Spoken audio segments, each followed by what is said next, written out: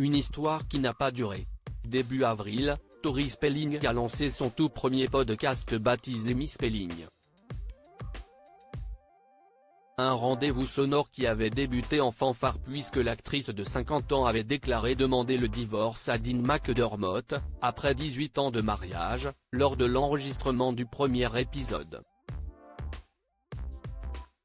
La pétillante blonde avait ainsi donné le ton, donc, le 21 avril dernier, elle avait décidé de tirer les verres du nez à l'une de ses amies, son ancienne partenaire de jeu dans la série culte Beverly Hills, Shannen Doherty.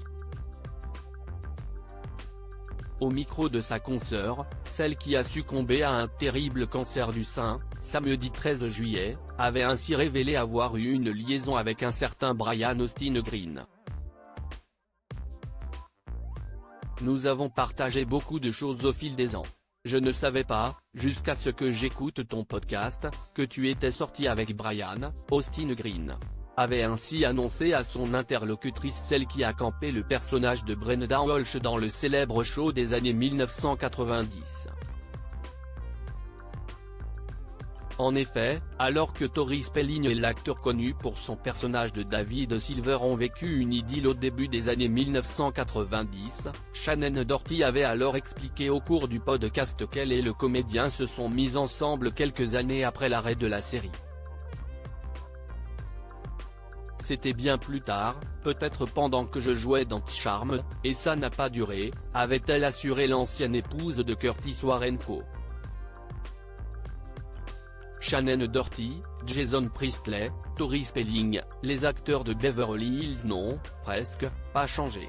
Shannen Doherty revient sur son départ de Beverly Hills 90210 à l'image de son amie Tori Spelling. Shannen Doherty animait elle aussi un podcast. En janvier dernier, lors d'un nouvel épisode de Let's Be Clear with Shannen Doherty, la comédienne au regard azur s'était penchée sur son rôle dans Beverly Hills 90210, en ne mâchant pas ses mots quant à son départ de la série. Pendant cette période, j'ai vécu un mariage vraiment horrible, avait-elle d'abord indiqué en faisant écho à son histoire avec Ashley Hamilton, un homme alors accro à la drogue et à l'alcool.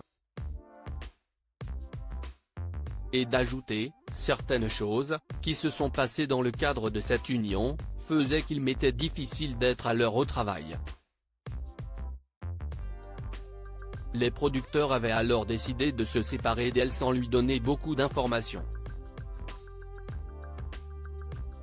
J'aurais aimé qu'on me dise, tu vas te faire virer, plus aucun d'entre nous n'est disposé à supporter davantage cette situation. Je sais que tu as des problèmes dans ta vie personnelle, mais cela ne doit pas se répercuter sur ton travail. Tu dois te ressaisir, avait-elle déploré. Article écrit en collaboration avec 6 médias Crédit Photo, JLPPA.